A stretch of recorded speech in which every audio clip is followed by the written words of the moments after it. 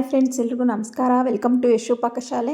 ನನಗೆ ಇವತ್ತು ನಿಮಗೆ ಹೆಸರುಬೇಳೆಯಲ್ಲಿ ಕೋಸಂಬರಿ ಮಾಡೋದು ಹೇಗೆ ಅಂತ ತೋರಿಸ್ತಾ ಇದ್ದೀನಿ. ತುಂಬಾ ಟೇಸ್ಟಿಯಾಗಿ ಮತ್ತು ಹೆಲ್ತ್ಗೂ ಅಷ್ಟೇ ಒಳ್ಳೆಯದಿದು ಹೆಸರುಬೇಳೆ ಕಾಳು.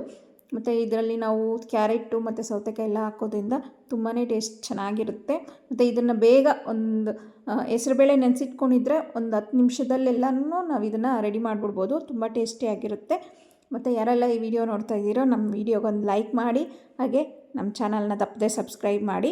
ಈಗ ಇದನ್ನು ಹೇಗೆ ಮಾಡೋದು ಅಂತ ನೋಡೋಣ ಬನ್ನಿ.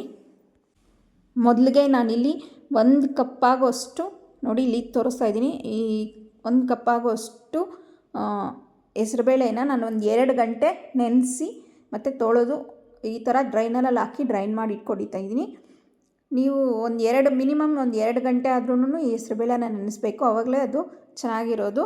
ಈಗ ಇದನ್ನು ಒಂದು ಮಿಕ್ಸಿಂಗ್ ಬೌಲ್ಗೆ ಅಥವಾ ಒಂದು ಪಾತ್ರೆಗೆ ಹಾಕ್ಕೊಳ್ಳಿ. ಹಾಕ್ಕೊಂಡು ಆದಮೇಲೆ ಇದಕ್ಕೆ ನಾನಿಲ್ಲಿ ಎಲ್ಲನೂ ಈ ಥರ ಟ್ರಾನ್ಸ್ಫರ್ ಮಾಡಿಕೊಂಡು ಒಂದು ಸೌತೆಕಾಯಿನ ಸಿಪ್ಪೆ ತೆಗೆದು ಸಣ್ಣದಾಗಿ ಕಟ್ ಮಾಡಿ ಇಟ್ಕೊಂಡಿದ್ದೀನಿ.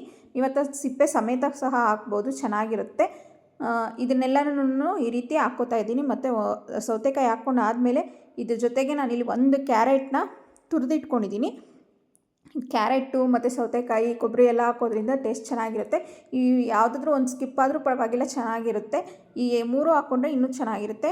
ಇವಾಗ ಇದು ಒಂದು ಅರ್ಧ ಕಪ್ ಕೊಬ್ಬರಿ ತುರಿನ ಸೇರಿಸ್ಕೊಂಡಿದ್ದೀನಿ, ಅದನ್ನು ಸೇರಿಸ್ಕೊತಾ ಇದ್ದೀನಿ. ಸೇರಿಸ್ಕೊಂಡು ಆದಮೇಲೆ ಇದಕ್ಕೆ ನಾವು ಒಂದು 3ರಿಂದ 4 ಹಸಿಮೆಣ್ಸಿನ್ಕಾಯಿ ತೊಗೊಳ್ತೀನಿ ನಾನು. ಮತ್ತು ಒಗ್ಗರಣೆಗೆ ಒಣಮೆಣ್ಸಿನ್ಕಾಯಿ ಹಾಕೋದ್ರಿಂದ ಇಲ್ಲಿ ಹಸಿಮೆಣ್ಸಿನ್ಕಾಯಿ ಹಾಗೆ ಹಾಕ್ಕೋತಾ ಇದ್ದೀನಿ.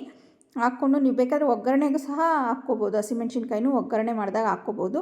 ಸ್ವಲ್ಪ ಕೊತ್ತಂಬರಿ ಸೊಪ್ಪನ್ನು ಹಾಕ್ಕೊಂಡು ನಾನಿಲ್ಲಿ ಒಂದು 10ರಿಂದ 15 ಪೆಪ್ಪರ್ ಕರಿಮೆಣಸನ್ನು ಜಜ್ಜಿ ಇಟ್ಕೊಂಡಿದ್ದೀನಿ, ಅದನ್ನು ಹಾಕ್ಕೋತಾ ಇದ್ದೀನಿ. ಪುಡಿ ಹಾಕಬಾರ್ದು, ಈ ರೀತಿ ಕ್ರಷ್ ಮಾಡಿರೋ ಅಂಥ ಪೆಪ್ಪರ್ನ ಹಾಕ್ಕೊಂಡು ಸೇರಿಸ್ಕೋಬೇಕು.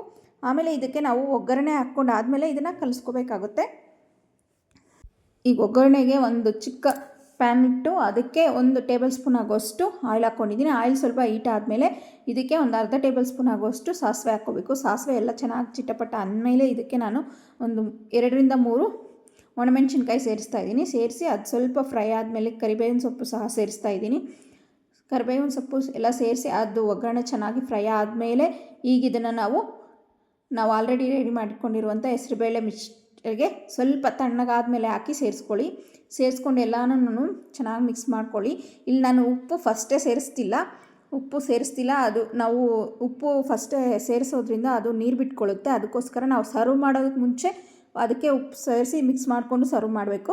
ಆವಾಗಲೇ ಅದು ಚೆನ್ನಾಗಿ ಇರುತ್ತೆ ಟೇಸ್ಟ್. ಮತ್ತು ಈಗಲೇ ಹಾಕ್ಕೊಂಡೆ ಅದು ನೀರು ಬಿಟ್ಕೊಂಡು ಎಲ್ಲ ಟೇಸ್ಟ್ ಚೆನ್ನಾಗಿರಲ್ಲ. ಅದಕ್ಕೋಸ್ಕರ ಈಗ ಇದನ್ನು ನಾನು ಉಪ್ಪು ಹಾಕ್ಕೊಂಡು ಸರ್ವ್ ಮಾಡ್ಕೋತಾ ಇದ್ದೀನಿ. ತುಂಬಾ ಟೇಸ್ಟಿಯಾಗಿರುತ್ತೆ ಮತ್ತು ತುಂಬ ಈಸಿಯಾಗಿ ಸಹ ಮಾಡ್ಕೋಬೋದು. ನಾವು ಕೇವಲ ಒಂದು ಹೆಸರುಬೇಳೆ ನೆನೆಸಿದ್ರೆ ಒಂದು 10 ನಿಮಿಷಕ್ಕೆಲ್ಲ ನಾವು ಇದನ್ನು ರೆಡಿ ಮಾಡ್ಕೋಬೋದು. ಹಾಗೆ ನಿಮಗೆ ನಮ್ಮ ವಿಡಿಯೋ ಇಷ್ಟ ಆಗಿದ್ರೆ ಒಂದು ಲೈಕ್ ಮಾಡಿ, ನಿಮ್ಮ ಫ್ಯಾಮಿಲಿ ಫ್ರೆಂಡ್ಸ್ ಜೊತೆಗೆ ಶೇರ್ ಮಾಡಿ. ಹಾಗೆ ಮತ್ತಷ್ಟು ಈಸಿ ಮತ್ತು ಟೇಸ್ಟಿ ರೆಸಿಪೀಸ್ಗೋಸ್ಕರ ತಪ್ಪದೆ ನಮ್ಮ ಚಾನಲ್ನ ಸಬ್ಸ್ಕ್ರೈಬ್ ಮಾಡಿ. Thank you for watching.